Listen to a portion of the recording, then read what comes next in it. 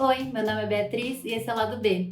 No vídeo de hoje a gente vai falar sobre a possibilidade de separar o autor da obra. É possível separar o artista da obra?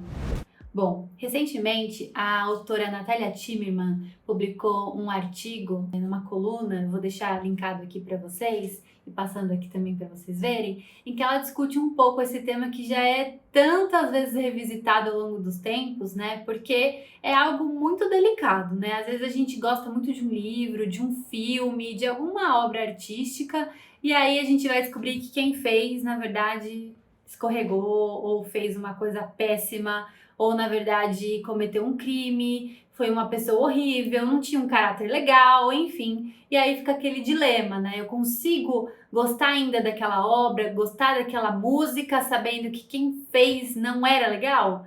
Para mim isso é um ponto muito delicado. Eu costumo conseguir separar o autor da obra, mas em alguns casos acho que vai ficando um pouco mais difícil. Então eu trouxe alguns exemplos aqui de autores e obras que têm, assim, grande público, mas que se a gente for a fundo, os autores deixaram muito a desejar. O primeiro caso que eu vou trazer aqui é da escritora brasileira Raquel de Queiroz. Vou deixar a fotinho dela aqui.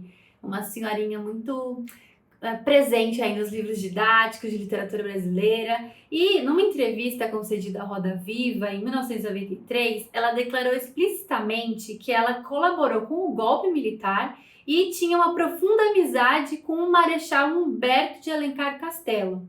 Ela afirmou, inclusive, que não tinha arrependimento nenhum de ter participado e que o que veio depois do governo do Castelo Branco não seria culpa do seu amigo. Aí, assim, isso é bem delicado. Inclusive, nessa entrevista do Roda Viva, o Caio Fernando Abreu, que é um autor que eu amo, é uma das pessoas que faz essas perguntas diretas para Raquel de Queiroz para saber sobre o envolvimento dela no golpe militar. Ela diz que ela conspirava por um golpe de direita desde o segundo governo do Getúlio Vargas. O próximo autor, que também, se a gente for estudar um pouquinho da biografia dele, vai encontrar várias coisas horríveis, é o Lewis Carroll, autor do grande clássico Alice no País das Maravilhas, ou Alice através do Espelho também. Eu encontrei, assim, fazendo algumas buscas rápidas na internet, que ele gostava de estar sempre em volta e, assim, tendo como companhia meninas entre 8 e 14 anos, brincava com elas e, por vezes, as fotografava nuas. Então, assim, né? Não tem como a gente achar isso algo legal, mas Alice nos Países das Maravilhas é um super hype, assim, nunca deixou de ter muitos fãs, tá em toda a nossa cultura pop, tem filme, tem franquia de tudo que é jeito e, enfim, foi esse cara aí que escreveu. Outro autor bem polêmico é o Jay Asher. Ele ficou bem famoso por conta da adaptação da Netflix Os 13 Porquês. Então, é o autor desse livro. Ele teve muitas denúncias anônimas de assédio, foi expulso da Sociedade de Escritores e Ilustradores de Livros Infantis por conta de violação de conduta. Então, embora seja aí um livro muito aclamado, principalmente no público infanto-juvenil ou jovem adulto, inclusive pela adaptação da série, a gente vai estudar um pouquinho sobre ele e ver que foi uma pessoa péssima. O próximo é o Asimov. Sim, o grande pai aí da ficção científica, um dos pais da ficção científica. Eu já li dele Eu, Robô, né, que é um livro que foi adaptado também para o cinema. Tem muitos fãs, o Asimov tem muitos livros publicados. Quem curte ficção científica certamente já ouviu falar dele. Mas, assim, ele foi acusado de abuso por diversas mulheres, tinha a mania de beliscar o bumbum das mulheres, teve assédios justificados como ele é assim mesmo. Então, assim, muitas pessoas acabavam dizendo que o que ele fazia é porque ele era assim mesmo. E aí não dá, né?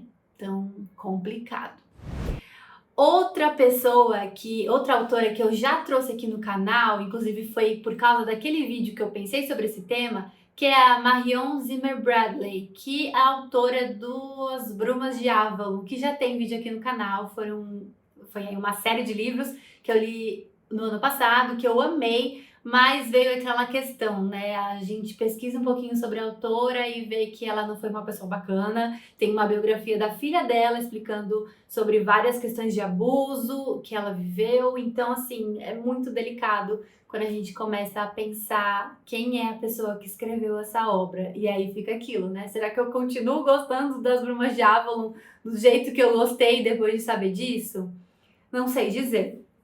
O próximo, que é outro assim, eu trouxe os bambambãs da literatura aqui, principalmente internacional, né? No caso, H.P. Lovecraft, que é um autor de literatura de horror, literatura fantástica de horror, e ele era racista, defendia a eugenia, manifestou simpatia por Hitler, e ele chegou a se referir a negros como chimpanzés gordurentos. Então, assim, não tem como. Nesse caso, inclusive especialistas concordam que ele era uma pessoa horrível, sabe? Tem uma série na HBO baseada no livro Território Lovecraft, do Matt Ruff, em que os protagonistas todos são negros e eles problematizam a segregação racial nos Estados Unidos. Ele chama Country Lovecraft.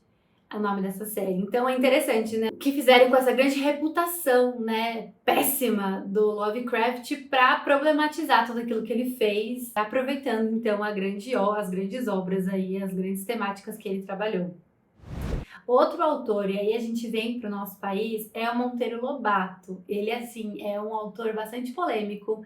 Há muitas controvérsias sobre isso, tem muita, assim, pessoas que ficam geralmente muito contrárias umas às outras quando a gente entra nesse território, porque ele não é uma exceção na literatura, né? Eu trago essa fala da Maria Lajolo, que é uma das grandes pesquisadoras de literatura infanto-juvenil. Ela diz que o Lobato não é exceção, mas ele é regra na literatura brasileira.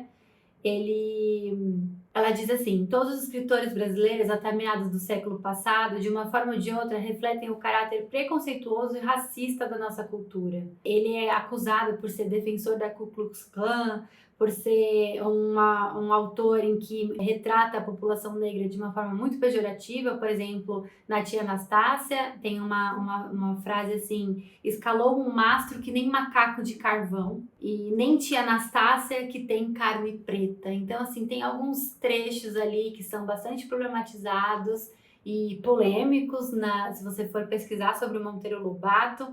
E assim, é muito, muito complicado. Tem a Márcia Camargo, que é doutora em História na USP, e ela diz assim: a história muda, os valores e a percepção da realidade também. Ele nunca se recusou a admitir seus erros e mudou de rota. Então é aquilo, até os pesquisadores, até aquelas pessoas que são especialistas mesmo nesses temas, também não convergem a respeito desse assunto.